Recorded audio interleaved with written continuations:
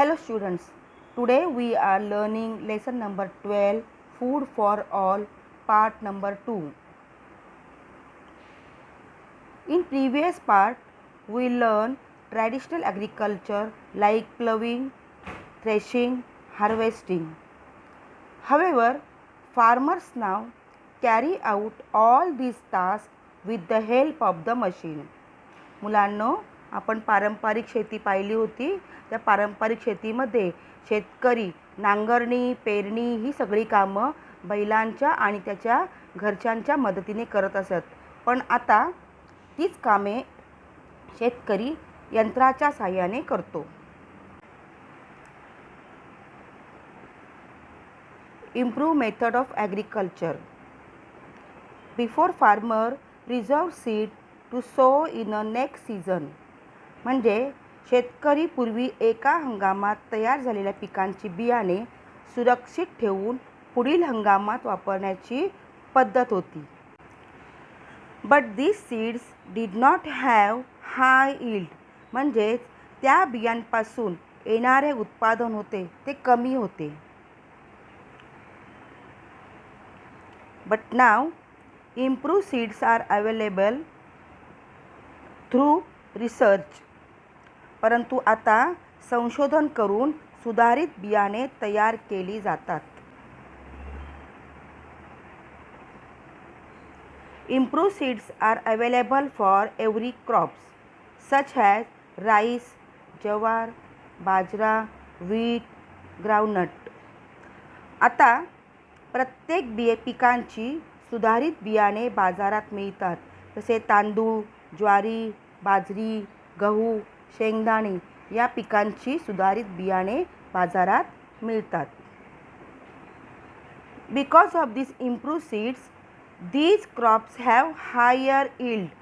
म्हणजे या सुधारित बियाण्यांपासून आपल्याला अधिक उत्पन्न मिळते. They resist pest attack. म्हणजे त्यामुळे पिकाला कीड पडत नाही किंवा पिके किडीला बळी पडत नाहीत. Some variety grow fast and some give high yield even in a low water supply.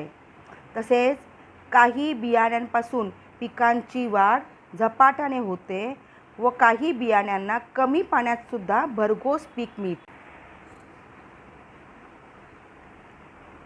Modern methods of irrigation. Crops grow well if they are watered properly. योग्य वेळी पुरेसे पाणी मिळाले तर पिकांची वाढ चांगली होते. Well, river, rainwater, lake are source of water irrigation. पावसाच्या पाण्याबरोबरच विहिरी, नद्या, तलाव यांच्या पाण्याचा उपयोग करून शेतीसाठी केला जातो. Crops were traditionally watered through canal. However, much of water from the canals is lost due to evaporation and seepage into the ground. म्हणजे पूर्वी पिकाला पाटाने पाणी देण्याची पद्धत होती, परंतु त्या पाटातून वाहणाऱ्या पाण्याचे बाष्पीभवन होते किंवा बरेचसे पाणी जमिनीत मुरले जाते. In order to save the water, we use improved method of irrigation. म्हणजे पाण्याच्या बचतीसाठी आपण सिंचनाच्या आधुनिक पद्धतीचा वापर करतो. Improved method of irrigation. There are two types of irrigation: drip irrigation, sprinkle irrigation. Drip irrigation. Drip irrigation method make use of pipe with holes. These ensure that the required amount of water drips only near the plants. Thus, full use is made of the available water. Drip irrigation म्हणजे ठिबक सिंचन. ठिबक पद्धतीने शेतीला पाणी पुरवायचं. या पद्धतीमध्ये छिद्र असलेली नलिका वापरतात आणि त्यामुळे पिकांच्या मुळाशी आवश्यक तेवढंच पाणी मिळते किंवा ठिबकते. Next, sprinkle irrigation. Sprinkle irrigation makes use of sprinkles of different size that spray water directly on plants. Sprinkle irrigation म्हणजे तुषार सिंचन पद्धती, म्हणजे जसं आपण कारंज्या असतात की नाही त्याप्रमाणे. या पद्धतीमध्ये लहान मोठ्या कारंज्यातून पिकांवर पाण्याचे फवारणी केली जाते. फर्टिलायझर्स म्हणजे खते. The farmer grows varieties of crops all the year. If the same crops are grown frequently, the fertility of the soil decreases. म्हणजे जमिनीत वारंवार पिके घेतल्याने जमिनीची सुपीकता कमी होते, जमिनीची धूप होते.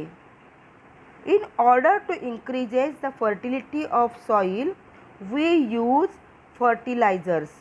मातीमध्ये खते मिळवल्याने जमिनीची सुपीकता परत वाढवता येते.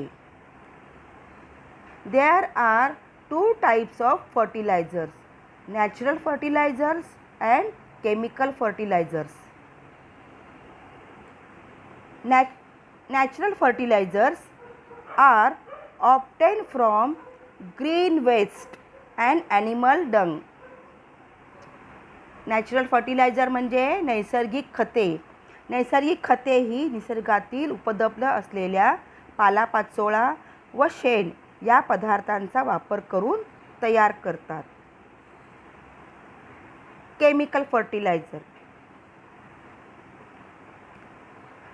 Chemical or artificial fertilizer are mixture of different chemical substance in specific proportions useful for agriculture. Chemical fertiliser म्हणजे रासायनिक खते. रासायनिक खतांमध्ये उपलब्धता अशा विविध रासायनिक घटकांचा योग्य प्रमाणात वापर केलेले मिश्रण असते. It is use for quicker growth and higher yield. या रासायनिक खतांचा वापर केल्याने पिके लवकर व अधिक प्रमाणामध्ये वाढतात. The overuse of chemical fertilizers lead to accumulation of excessive chemical in the soil. These lower the fertility of soil. म्हणजे रासायनिक खतांचा बेसुमार वापर केल्याने अतिरिक्त खते जमिनी शिल्लक राहतात. काही रासायनिक खते तशीच जमिनी शिल्लक राहतात. जसं आपण आपल्याला हवं तेवढंच खातो आणि बाकीचं नको असेल तर उरून राहतं की नाही, तसंच पिकं रासायनिक खतं शोषून घेतात, परंतु काही अति वापर केल्यामुळे ती रासायनिक खते जमिनीवर तशीच पडून राहतात आणि त्यामुळे जमिनीची सुपीकता कमी होते व उत्पन्न घटते. Over watering makes the land saline. जसं आपण रासायनिक खतांच्या अतिवापरामुळे पिकांचं नुकसान होतं, तसंच पाण्याच्या अतिवापरामुळे सुद्धा जमिनीची क्षारपड होतात. म्हणजे जमिनीमधलं क्षार जे आहे ते कमी कमी होत जातं. प्रोटेक्शन ऑफ क्रॉप्स म्हणजे पिकांचे संरक्षण. Disease and pest attack can damage the crops in the fields. किडीमुळे किंवा रोग पडून पिकांचे नुकसान होते. So pesticides are spread on crops. आणि म्हणून पिकांवर कीटकनाशकांचा फवारणी केली जाते. Storage of grains.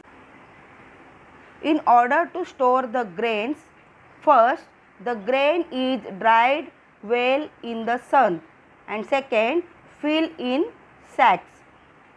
शेतकरी आलेलं धान्य उन्हात चांगले वाळवून नंतर ते पोत्यात भरतात व ती पोती गोदामात साठवली जातात. Stored grains can get damaged in two ways. First, rats and insects can spoil the grains. धान्य हे दोन प्रकारे खराब होतात. एक म्हणजे किडी, मुंगी किंवा उंदीर, घुशी यांच्यामुळे धान्याची नासाडी होते. Second, if the grains is stored in a closed and damp space, it catches fungus and become unfit for eating.